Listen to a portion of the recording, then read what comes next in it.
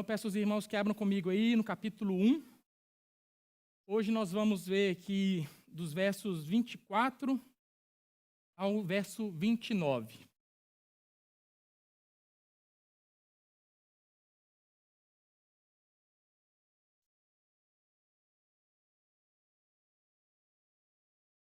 Amém? Todos acharam?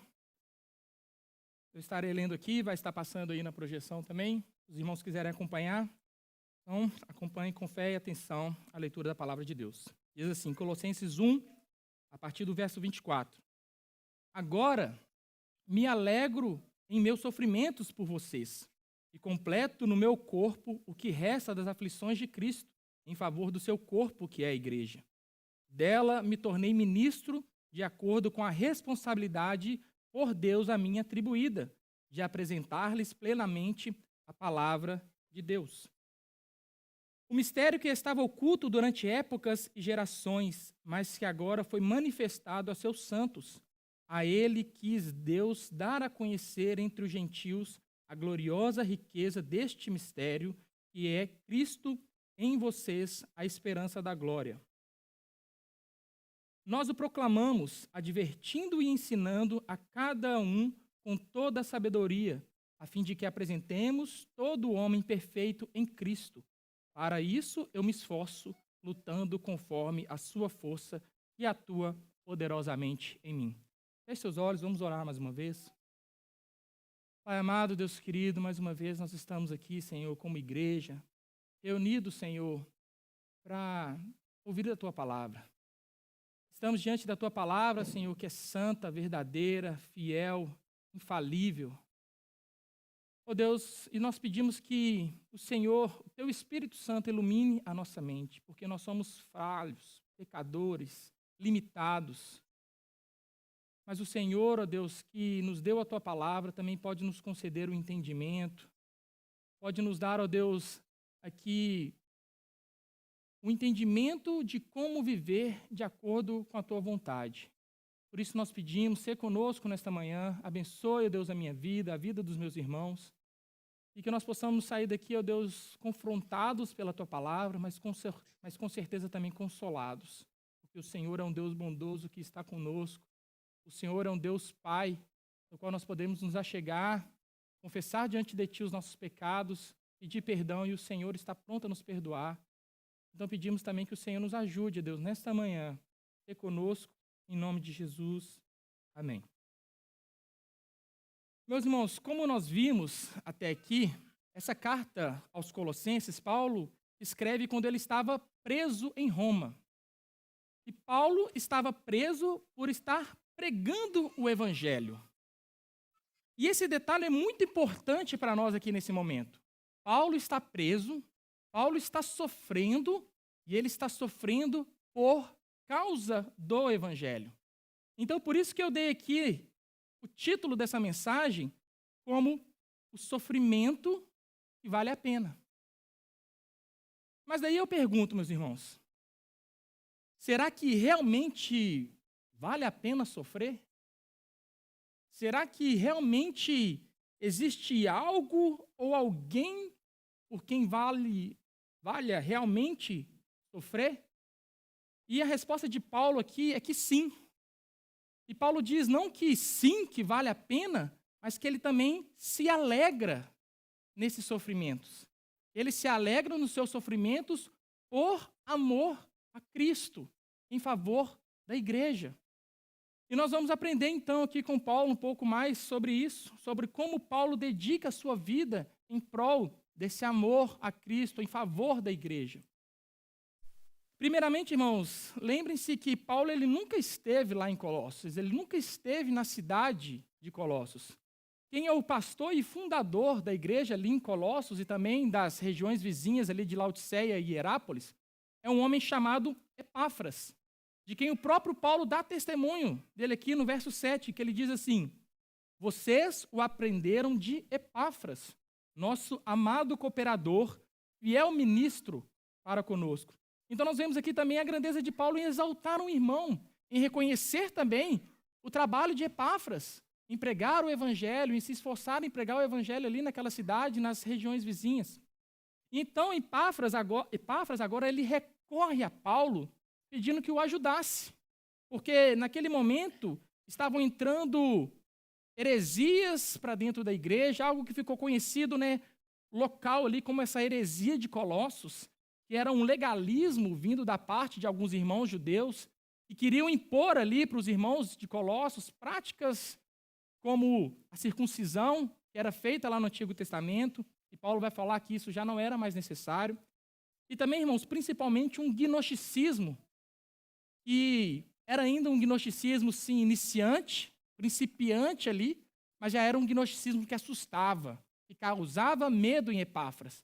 Por isso, então, ele recorre a Paulo pedindo que Paulo o ajude, porque a heresia gnóstica dizia que Cristo era inferior a Deus, que Cristo não era como Deus, que ele não tinha a mesma divindade como o Pai.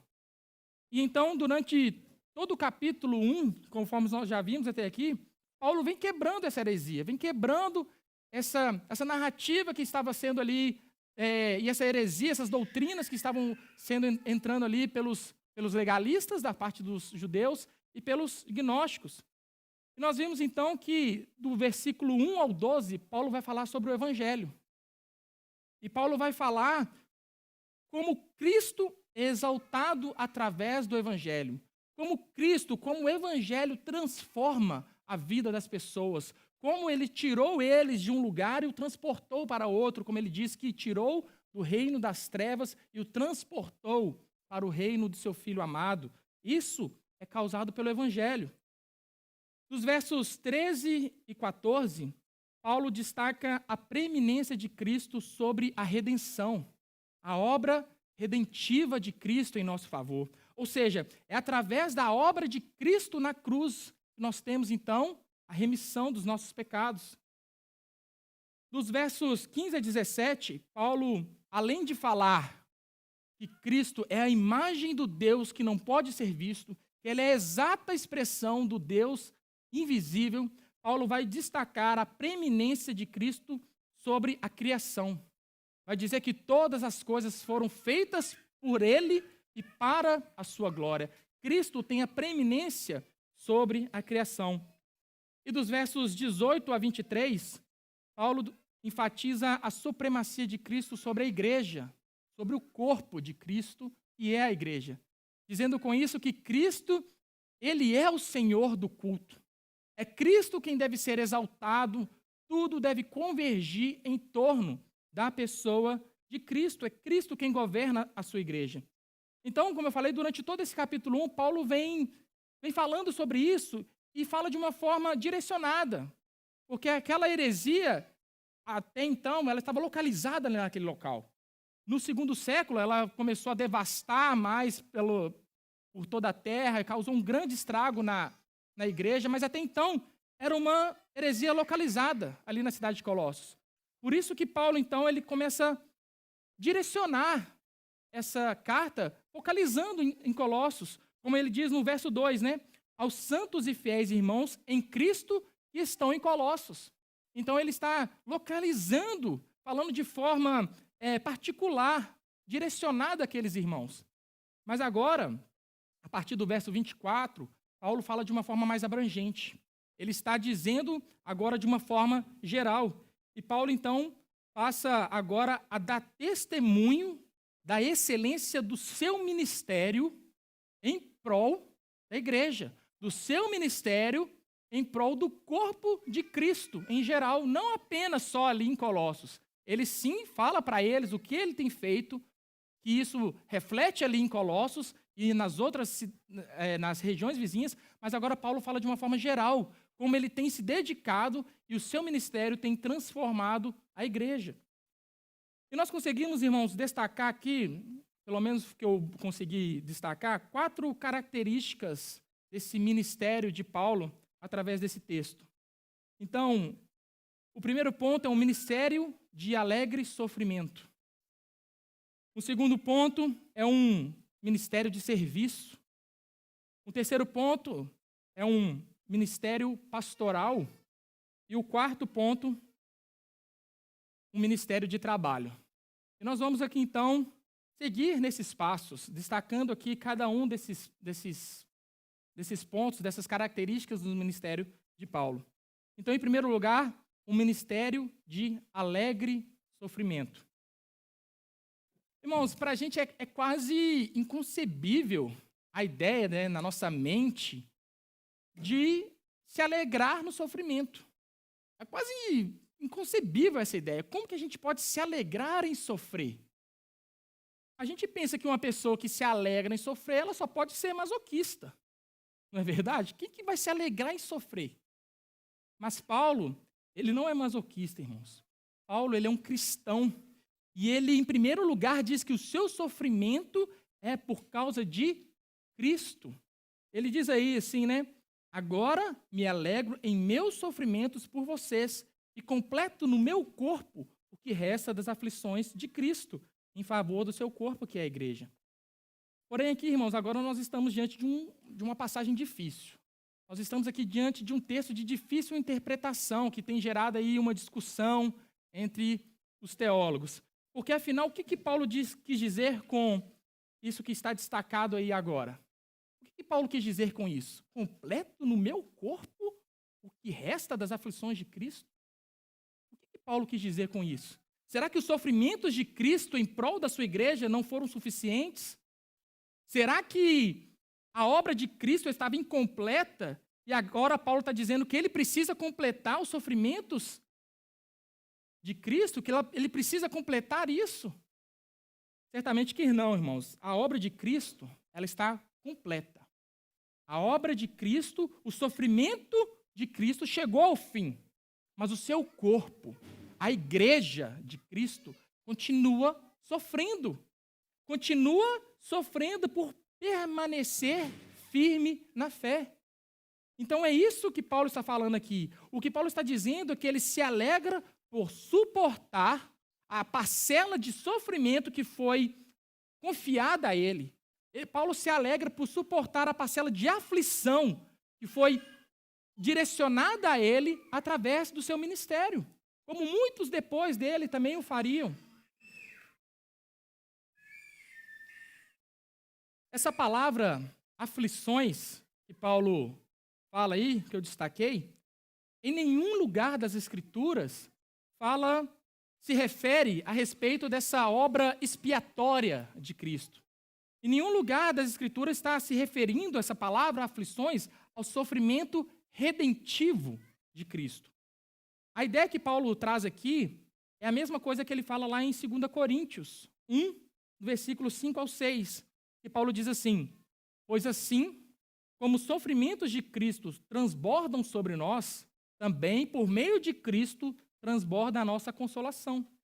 Se somos atribulados, é para a consolação e salvação de vocês.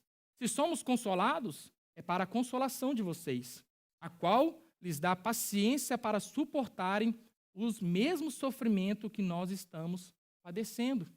Ou seja, esses sofrimentos e as aflições de Cristo, a que Paulo faz menção aqui, como eu falei, não correspondem ao sofrimento expiatório de Cristo. Esse foi completo, cabal. Não precisa mais ser completado. Mas o que Paulo está se referindo aqui é as aflições causadas, relacionadas ao testemunho cristão. Ele afirma que essas aflições se referem às pressões e às perseguições que ele estava ali suportando e nós, como corpo de Cristo, também vamos passar e devemos suportar. Se o mundo perseguiu, irmãos, o nosso Senhor, se o mundo perseguiu a Cristo, certamente também perseguirá a nós, certamente também perseguirá a sua igreja. Os apóstolos, eles se alegravam, eles diziam que eram considerados dignos de sofrer por conta do nome de Cristo, de sofrer afronta pelo nome de Cristo. Porque assim como o mundo perseguiu a Cristo, como eu falei, também persegue a igreja, por conta da causa de Cristo. As perseguições aos filhos de Deus são inevitáveis, irmãos. É inevitável. Conforme o próprio Senhor Jesus disse lá em Mateus 24, o discípulo não é maior do que o seu mestre. nem o servo maior do que o seu senhor. Paulo também diz, em Filipenses 1, 29, que recebemos o privilégio não apenas de crer em Cristo, mas também de sofrer por Ele. Quando o cristão sofre por causa de Cristo, deve considerar isso um privilégio. Deve considerar isso como uma honra.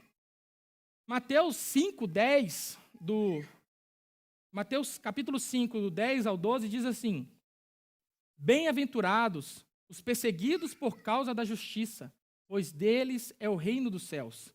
Bem-aventurados serão vocês quando, por minha causa, os insultarem, perseguirem e levantarem todo tipo de calúnia contra vocês.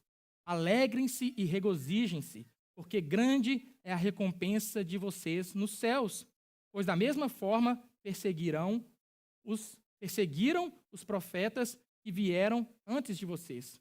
O próprio Senhor Jesus disse isso, irmãos. Também disse lá em João 15, 20, se me perseguiram, também perseguirão a vocês.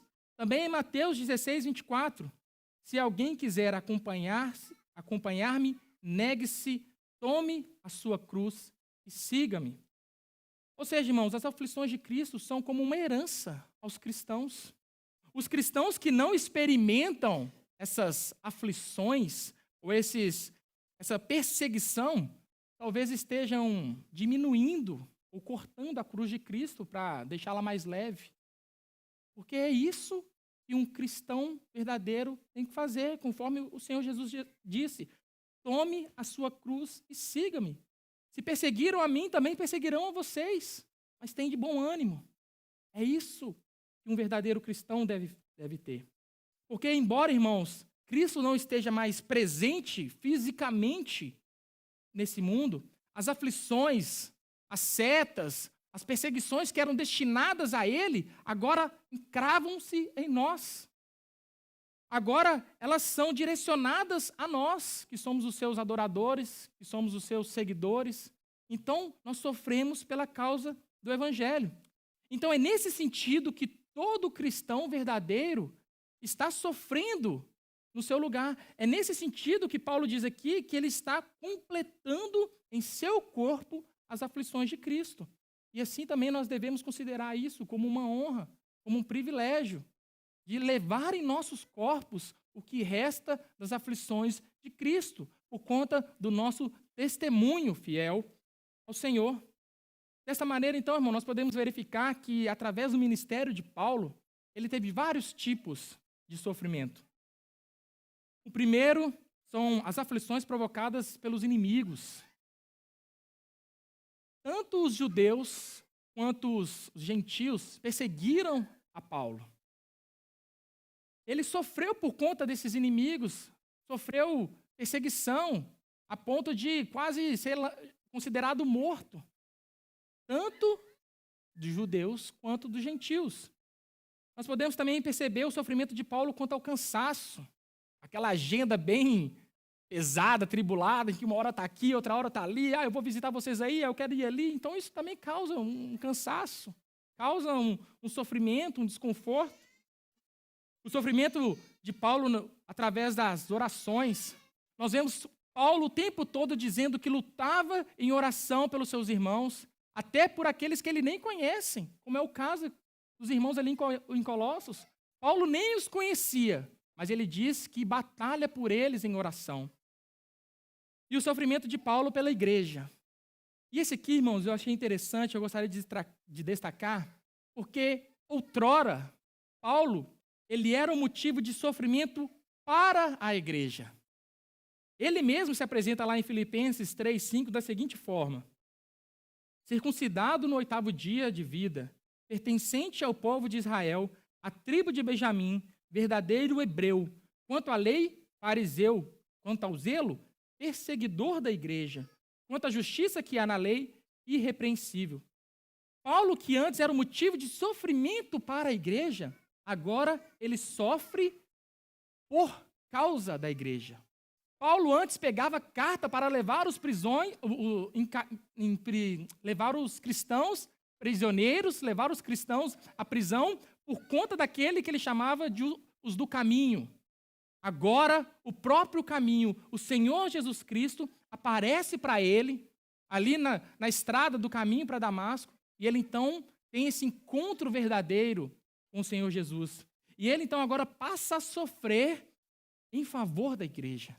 Aquele que antes era perseguidor da igreja, aquele que antes era perseguidor por conta da fé que eles tinham no Senhor Jesus Cristo, agora ele passa a sofrer por conta desses mesmos motivos, por conta da sua fé firmada no Senhor. E ele agora passa a dar a sua vida em prol da igreja. Ele que antes era motivo de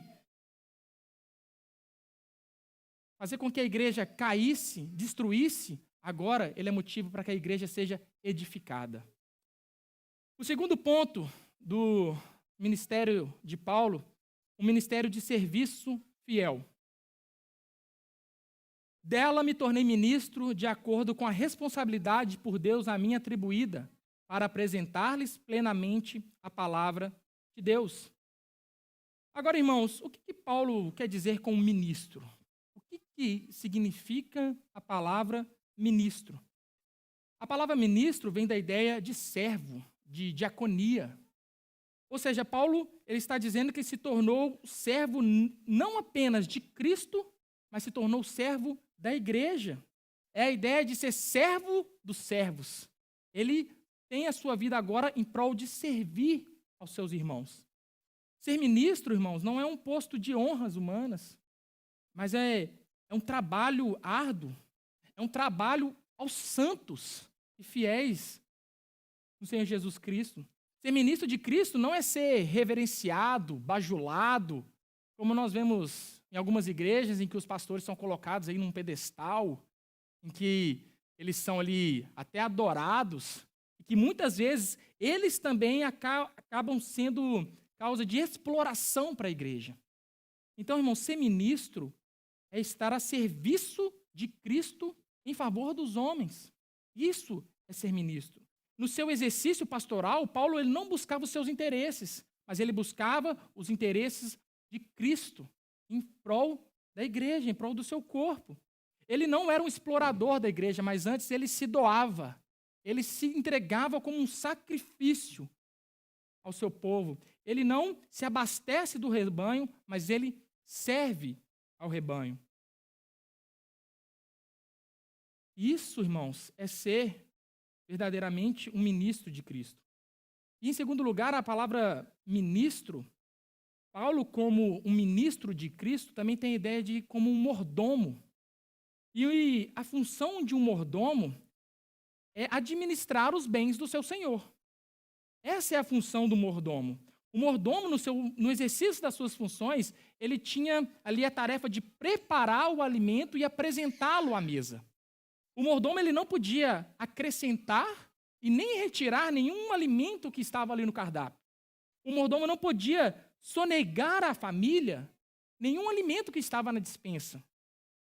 Cabia sim ele, então, balancear uma dieta e apresentar à família com todos os nutrientes para que eles pudessem, então, serem fortalecidos através daquele alimento. Paulo, então, como mordomo de Deus, ele diz que a palavra de Deus é o alimento do povo. Então, cabia a ele a responsabilidade de apresentar-lhe plenamente a palavra de Deus. Conforme ele diz aí, a responsabilidade de Deus a mim atribuída de apresentar-lhes plenamente a palavra de Deus. O alimento do povo de Deus é a palavra do Senhor. Cabe ao mordomo fiel pregar todo o conselho de Deus. Por isso, irmãos, que nós acreditamos aqui, que como mordomos de Deus, que a melhor forma de preparar essa dieta e de apresentar ao povo de Deus, para que toda a palavra de Deus seja distribuída de uma forma saudável, como uma dieta saudável ao povo de Deus, é fazendo isso através de pregações expositivas. É fazendo isso através da exposição da palavra de Deus. Porque assim nós estaremos apresentando, então, toda a palavra de Deus. Porque nós estamos pregando expositivamente E não tem como fugir de textos que talvez nós não queríamos ter que pregá-lo, textos que talvez seriam mais difíceis de digerir, textos que a gente, olhando para ele, fala assim, nossa, eu não queria que esse texto tivesse aqui. Mas a gente tem que pregar, porque é a palavra de Deus. Então, assim como um mordomo que prepara o alimento para o seu senhor, mas talvez aquele senhor, ao ver ali alguns alimentos, algumas verduras, alguns legumes que talvez ele não goste, mas o mordomo tem que dar, porque ele sabe que aquilo vai fazer bem. São todos os nutrientes que ele precisa. Assim é a palavra de Deus, irmãos. Porque ela deve ser pregada de forma total, de forma expositiva. Porque assim será pregada a palavra de Deus. Não será coisas tiradas da nossa mente, da nossa cabeça. São verdades que nós precisamos, por mais que seja às vezes indigesto, por mais que seja às vezes difícil da gente engolir, mas é a palavra de Deus. É o que nós precisamos para o nosso crescimento, para o nosso fortalecimento espiritual. E em terceiro lugar, irmãos, Paulo, como ministro de Deus, ele anuncia o mistério de Deus. Ele diz aí, o mistério que esteve oculto durante épocas e gerações, mas que agora foi manifestado aos seus santos. E mais uma vez eu pergunto, o que Paulo quer dizer com a palavra mistério? A gente às vezes ouve muito essa palavra, é mistério. A Nara está rindo, já ouviu muito, né? É mistério. É mistério, irmãos. Lembre-se, irmãos, que mais uma vez aqui, Paulo ele estava combatendo a heresia gnóstica. O gnosticismo era considerado uma religião de mistério. Como eu falei, eles falavam que somente eles possuíam esse conhecimento secreto, misterioso, esse conhecimento que levava à salvação. E só era possível, então, obter esse conhecimento uma vez que você era iniciado no gnosticismo.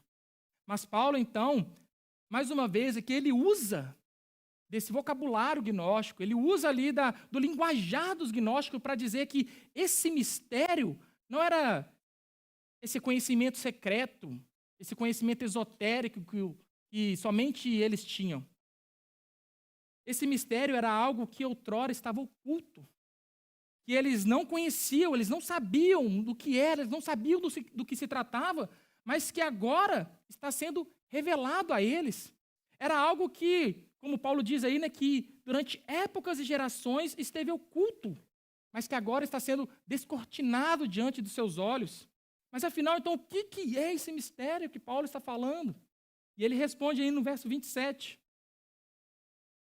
A eles quis Deus dar a conhecer entre os gentios a gloriosa riqueza deste mistério, que é Cristo em vocês, a esperança da glória. Ou seja, irmãos, esse mistério não estava no fato de que a glória e a esperança do Evangelho não era apenas para os judeus, mas também para todos os homens em todos os lugares do mundo. O mistério, então, fala da inclusão dos gentios, assim como os judeus, no propósito divino da salvação. Este era o mistério que Paulo estava falando. Por isso que ele fala no verso 26 que estava oculto nas gerações passadas. Esse mistério estava oculto no Antigo Testamento. Eles não tinham a revelação, eles não tinham a palavra completa como nós a temos hoje.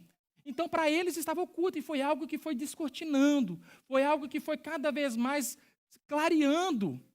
É aquela imagem de uma luz que vem atrás da gente e projeta uma sombra. Mas a partir do momento que essa luz passa na nossa frente, e agora a gente então consegue ver face a face, consegue ver com toda a clareza. Era essa a ideia que o Antigo Testamento apontava. E agora estava ali, então, naquele momento, sendo revelado a eles esse mistério. O mistério era que Cristo, a palavra de Deus encarnada, que veio para rasgar o véu que separava o lugar santo do lugar santíssimo, dando acesso agora a todos aqueles que creem à presença do Pai. O mistério era Cristo, a palavra de Deus encarnada, que veio para quebrar, para derrubar o muro de separação que havia entre judeus e gentios, nos tornando agora um só povo, um povo santo de Deus. Olha o que Paulo também diz lá em Efésios 3, os versos 3 a 6. Ele diz assim: isto é, o mistério que me foi dado a conhecer por revelação, como já lhes escrevi brevemente. Ao lerem isso, vocês poderão entender a minha compreensão do mistério de Cristo. Esse mistério não foi dado a conhecer aos homens de outras gerações, mas agora foi revelado pelo Espírito aos santos apóstolos e profetas de Deus, a saber que, mediante o Evangelho, os gentios são co-herdeiros com Israel, membros do mesmo corpo e coparticipante da promessa em Cristo Jesus. É por isso que nós cantamos aqui, irmãos, como nós cantamos essa primeira canção: um só corpo, um só povo, um só Espírito. Essa é a ideia que Cristo veio causar. Esse é o mistério que estava sendo revelado. Agora nós somos um só povo de Deus. Um outro aspecto desse mistério revelado nesse momento, e que estava sendo, que era oculto e que agora estava sendo revelado, é que Cristo, em toda a sua glória, em toda a sua riqueza, em toda a sua majestade, agora ele habita no coração e na vida do seu povo por meio do Espírito Santo.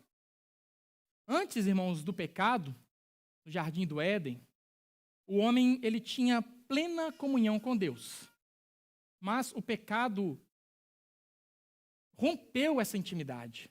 Quando o pecado entrou no mundo, rompeu esse relacionamento íntimo de comunhão que nós tínhamos com Deus. Daí Deus então decide fazer uma morada entre seu povo. Ele faz ali um santuário móvel. Nós lemos ali o relato da história do povo de Deus, esse tabernáculo, que era o santuário móvel de Deus, onde a presença de Deus estava ali localizada.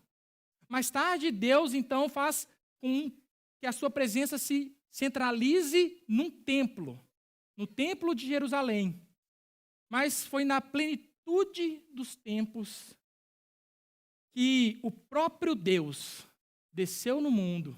O próprio Deus se fez carne e habitou entre nós. E agora Paulo diz que Cristo não apenas habita entre nós, mas agora ele habita em nós.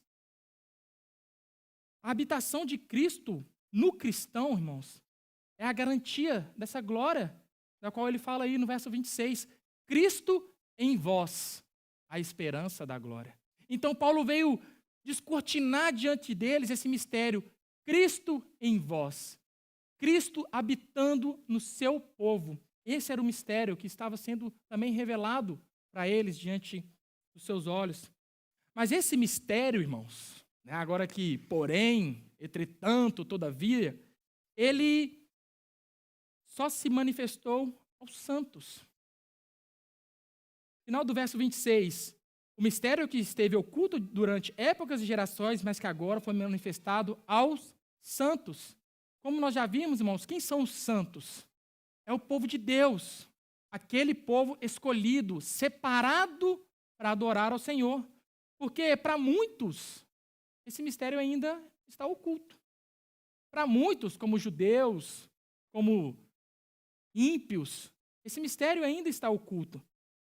Porque a cegueira espiritual daqueles que não foram iluminados pelo Espírito Santo faz com que esse mistério ainda esteja oculto. Só os salvos, irmãos, só os crentes em Jesus Cristo têm a percepção clara de quem é Jesus e o significado do seu sacrifício na cruz. Somente nós, que fomos salvos pelo Senhor, iluminados pelo Espírito Santo, podemos ter essa compreensão desse significado, o que realmente significa esse mistério. Então, para muitos, esse mistério ainda está oculto. Essa percepção espiritual, irmão, não é fruto da sabedoria humana, não é fruto da iniciação em religiões, em ciências, mas é consequência da revelação do Espírito Santo em nós. Somente assim nós podemos ter o pleno entendimento desse mistério. O homem natural, ele não discerne as coisas de Deus. O diabo mantém, então, os incrédulos cegos à verdade de Deus. Então, a não ser que o próprio Deus ilumine o coração dessas pessoas assim como ele fez conosco, para eles ainda continuam cegos. Para eles, isso ainda continua sendo um mistério. Como pode Deus habitar em nós? Como pode Cristo vir e pagar o preço dos pecados por um povo mau, desobediente? Essa é a loucura do Evangelho, irmãos. E se isso não for descortinado pelo próprio Deus aos olhos daqueles que não creem, assim como Deus fez conosco, eles não entenderão o Evangelho. Essa é a loucura do Evangelho, irmãos. Em terceiro lugar, um ministério de zelo pastoral. Nós o proclamamos, advertindo e ensinando a cada um com toda a sabedoria, a fim de que apresentemos todo o homem perfeito em Cristo. O método usado por Paulo aqui para desenvolver suas tarefas nesse ministério como administrador das bênçãos de Deus, como mordomo de Deus, girava em torno de 3 atividades pastorais. A primeira de anunciar, de proclamar essas verdades. A segunda de advertir. E a terceira de ensinar. Então, em primeiro lugar, Paulo devia proclamar, ele devia anunciar a todos os homens, em todos os lugares, o Evangelho. Porque o Evangelho não é apenas para uma elite espiritual, como ensinavam os falsos mestres gnósticos. O Evangelho não está limitado a um nicho, mas o Evangelho deve ser pregado a todos. E da vontade de Deus, ele ilumina aqueles que foram escolhidos para entender, como eu falei, esse mistério. Então, Paulo também adverte sobre o perigo de um mordomo de Deus não anunciar esses mistérios, não anunciar a palavra de Deus, mas anunciar a si mesmo. E ele diz aí, no 2 Coríntios 4, versículo 5, ele diz assim: pois nós não pregamos a nós mesmos, mas a Jesus Cristo, o Senhor, e a nós como escravos de vocês por amor de Deus, de Jesus. Ou seja, o ministro de Deus não deve reivindicar para si algum privilégio. O ministro de Deus não deve reivindicar para si mordomias. Paulo, ele tinha essa profunda paixão evangelística. Ele entregava a si mesmo em prol do seu corpo. Em prol do corpo de Cristo, desculpa. Ele entregava a si mesmo em prol dos seus irmãos. Ele não reivindicava direitos especiais para ele por ser chamado um ministro de Deus. Então, irmãos, em segundo lugar, sobre as tarefas de um ministro zeloso, ele deve advertir ou exortar. E talvez aqui, irmãos, essa seja a tarefa pastoral mais difícil dentro do ministério. Pode perguntar ao pastor Fábio ou ao pastor Glauber, que já tem experiência sobre isso, porque, segundo o próprio pastor Glauber, vir aqui na frente e falar é fácil. Você estuda, pede a Deus a capacidade do Espírito Santo para te ajudar a formular e preparar um sermão, tenha uma boa oratória, uma boa eloquência, vem aqui na frente e fala, pronto. É fácil. É fácil, sim. O difícil, irmãos, é quando você tem que advertir um irmão sobre os perigos da vida cristã. O difícil é quando você tem que advertir um irmão contra as ciladas do inimigo. O difícil é quando você tem que ir atrás de um irmão desviado. Porque isso é ser pastor. Então, o difícil é literalmente pastorear. O difícil é quando você tem que exortar um irmão, confrontar um irmão contra o pecado. Mas essa advertência deve ser com amor. Essa advertência deve ser com lágrimas, de uma forma efetiva, de uma forma piedosa. E aí está o desafio do ministério pastoral. Conforme Paulo também diz lá em 2 Timóteo 2, 24, ele diz: ao servo do Senhor não convém brigar, mas sim ser amável para com todos, apto para ensinar, paciente. Então, essa é a maior dificuldade do ministério pastoral. E nós devemos orar pela vida do nosso pastor, o pastor Glauber, porque ele tem buscado em Deus fazer isso, cumprir esse chamado de uma forma piedosa, de uma forma zelosa. Mas são muitos os desafios. E nós devemos orar. Devemos orar por eles, irmão.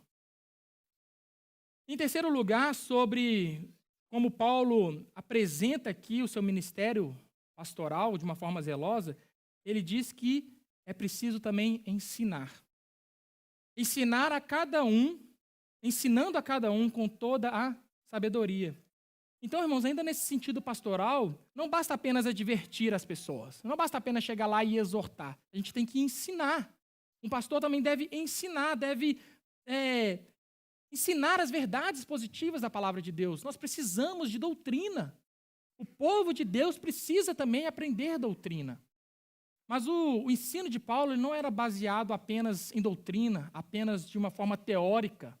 Paulo também demonstrava através da sua vida, dos seus atos, das suas atitudes, o que é ser verdadeiramente cristão. Então, como nós aprendemos aqui também, nós não podemos separar ortodoxia de ortopraxia. Nós precisamos sim da doutrina correta, nós precisamos da ortodoxia, mas agora nós devemos aprender como a praticar isso na nossa vida, de uma forma piedosa. Nós não devemos somente ser ensinados sobre a doutrina correta, mas também como aplicá-la de uma forma prática mesmo em nossas vidas, em todas as áreas da nossa vida. O que os gnósticos pregavam, irmãos, filosofias, os falsos religiosos judeus tinham uma lista de mais coisas do que deveriam, do que podia, do que não podia fazer, tudo inútil, tudo coisas vãs.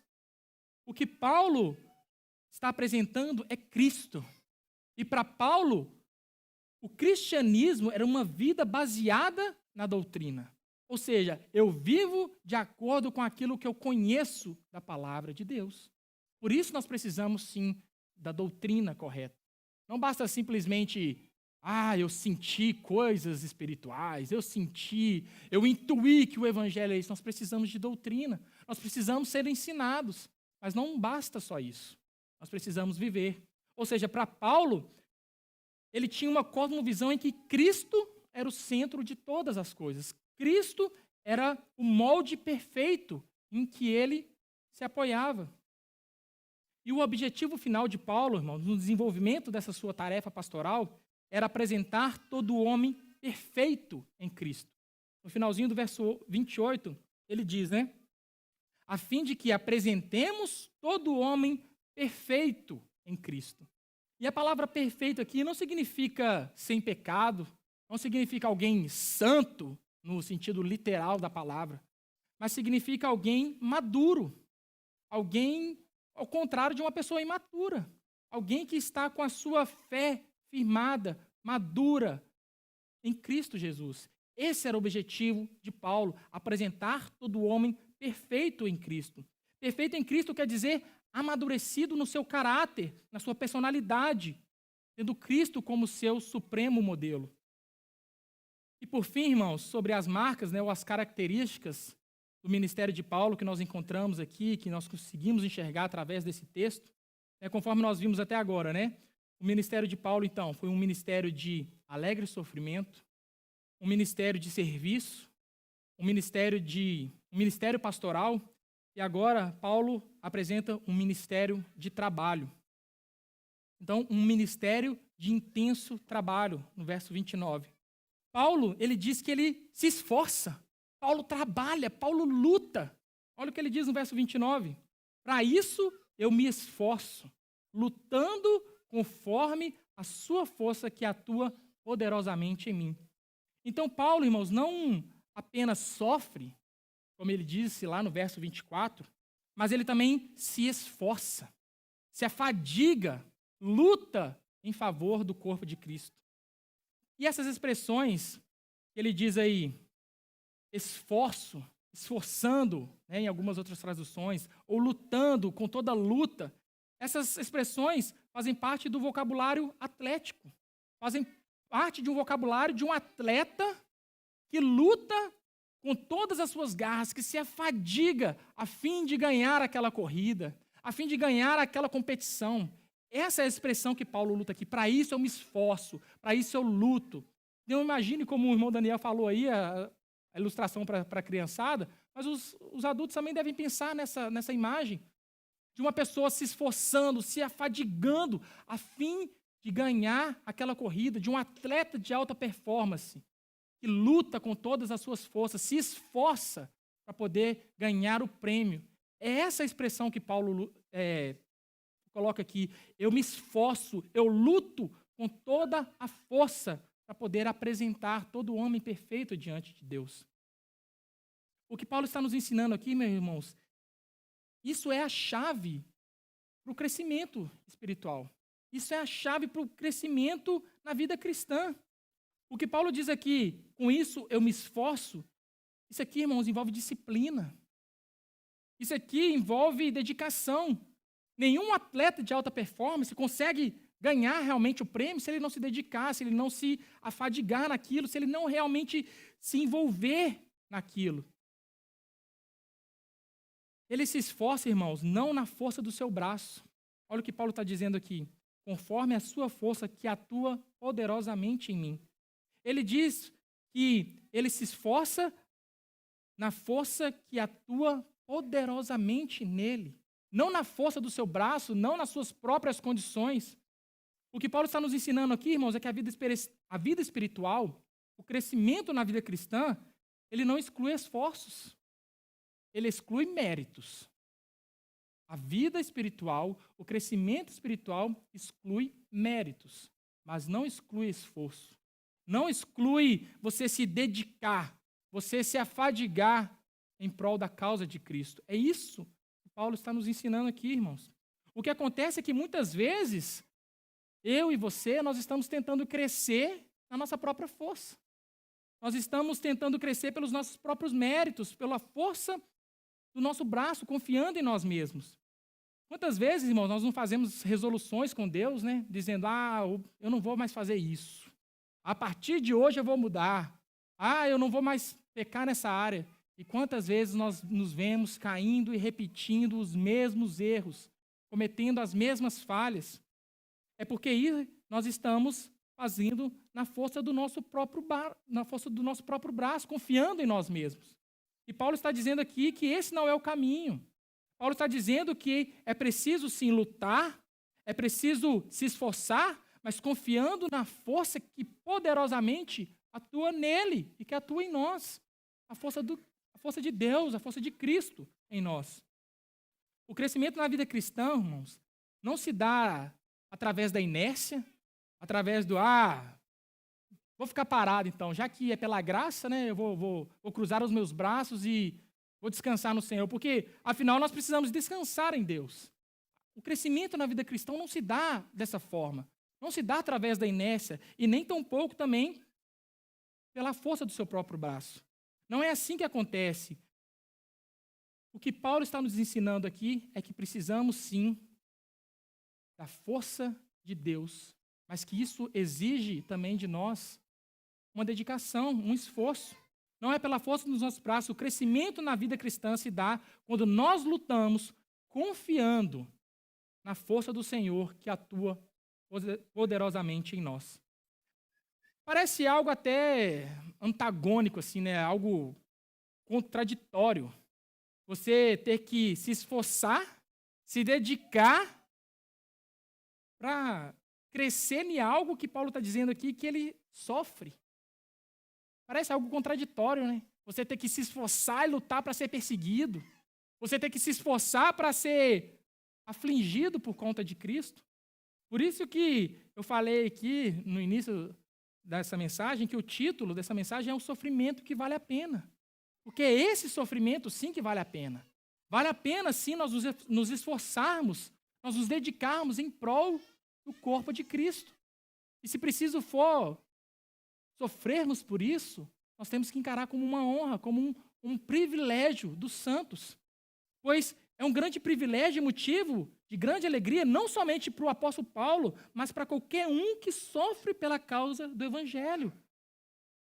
Essa é a causa que vale a pena sofrer, irmãos. E caminhando, irmãos, agora para o final.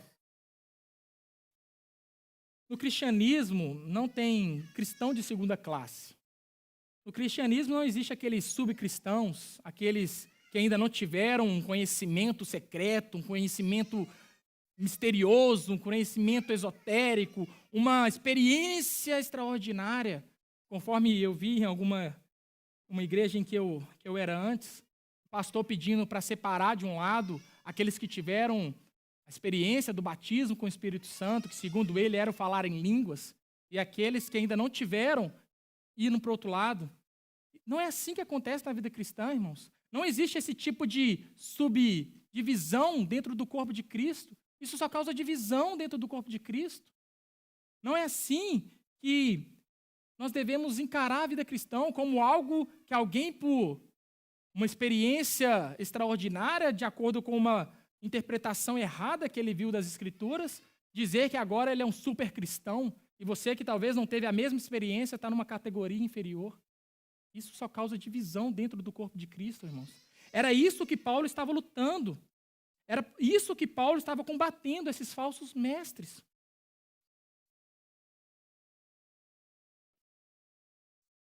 Paulo também não era um super cristão. Muitas vezes a gente tem a tendência de colocar, né, Paulo quase como um pé de igualdade com Cristo, né? Paulo não era um super cristão. Ele mesmo diz, né, que ele era o maior dos pecadores. Mas o que Paulo tinha, sim, era uma profunda fé firmada naquele que atua poderosamente nele. Por isso que Paulo era usado poderosamente por Deus. O que nós temos que fazer é, assim como Paulo, confiar naquele que poderosamente também atua em nós. O mesmo Deus que atua e atuava poderosamente em Paulo, atua em nós. Esse é o mesmo Deus, irmãos. O que nós temos que fazer, então, é crer, confiar nesse Deus. É isso que é a vida cristã. O mesmo Deus que estava com Paulo está conosco. Nós devemos sim, irmãos, então, nos esforçar, lutar contra a nossa natureza pecaminosa, lutar contra a nossa própria carne, como diz Paulo, né, esmurrando a nossa própria carne. Devemos lutar, mas confiando na força do poder de Deus que atua poderosamente em nós pela sua graça. Não por algo que Deus viu em nós que era bom e que merecia isso, mas é pela graça de Deus. Que Deus nos ajude, então, irmãos, a nos esforçarmos, a lutar contra os nossos pecados, mas, acima de tudo, confiar que esse Deus ele é poderoso e que ele atua em nós. Amém?